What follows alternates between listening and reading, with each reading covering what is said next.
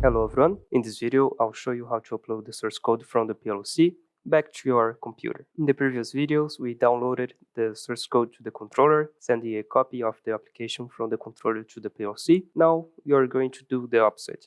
We will retrieve the source code stored in the controller and bring it back to the computer.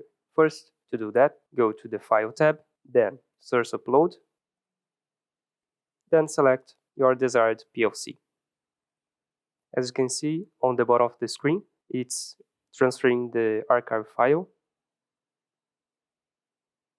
Next, select the folder where you want to save the uploaded project.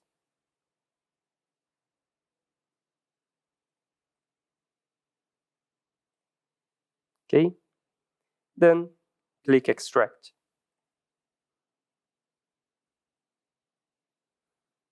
Yes, the project will then be loaded into MasterTool.